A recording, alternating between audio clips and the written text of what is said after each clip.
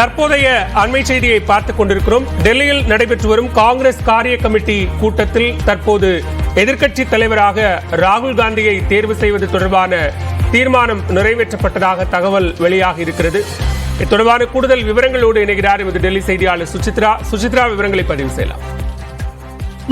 நடைபெற்று முடிந்த காங்கிரசினுடைய செயற்குழு கூட்டத்தில் தற்பொழுது அனைவரும் ஒருமனதாக ராகுல் காந்தி எதிர்க்கட்சி தலைவராக ஆக்க வேண்டும் என்ற ஒரு பரிந்துரையை செய்துள்ளார்கள். அனைத்து தலைவர்களுமே இதற்கான ஒரு ஒப்புதலானது இன்று நடைபெற்று முடிந்த அந்த காங்கிரசினுடைய காரிய கமிட்டி கூட்டத்தில் நடைபெற்றது என்ற ஒரு கருத்தை அவர்கள் தெரிவித்திருக்கிறார்கள். அது மட்டுமல்லாமல் இன்று மாலை நடைபெற உள்ள காங்கிரஸ் கட்சியினுடைய மக்களவை குழு கட்சியினுடைய ஆலோசனை கூட்டத்தின் பொழுது தீர்மானமானது அதிகாரப்பூர்வமாக நிறைவேற்றப்படும் எனவும் அந்த தீர்மானத்தின் மீது நிச்சயமாக கூடிய விரைவில் நடவடிக்கை எடுக்கப்படும் என்ற ஒரு தகவலையும் தற்பொழுது காங்கிரசினுடைய மூத்த தலைவர்கள் தெரிவித்திருக்கிறார்கள். இன்று சுமார் 3 மணி நேரங்களுக்கும் மேலாக நீடித்த காங்கிரஸ் செயற்குழுவை பொறுத்தளவில் மூத்த தலைவர்களான ஆனந்த் சர்மா, சல்மான் குர்ஷித், சித்தராமையா தான் முதலாக இன்று நடைபெற்ற கூட்டத்தின் பொழுது ராகுல் காந்தியை எதிர்க்கட்சி தலைவராக ஆக்க வேண்டும் என்ற ஒரு பரிந்துரையை முன்வைத்தது. அவருடைய அந்த முன்மொழிவிற்கு மற்ற தலைவர்கள் அனைவருமே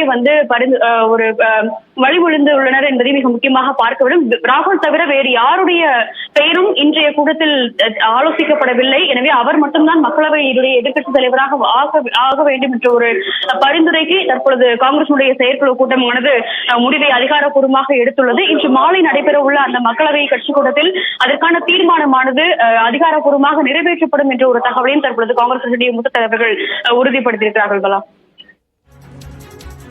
நன்றி சுசித்ரா, விரிவான விவரங்களுக்கு.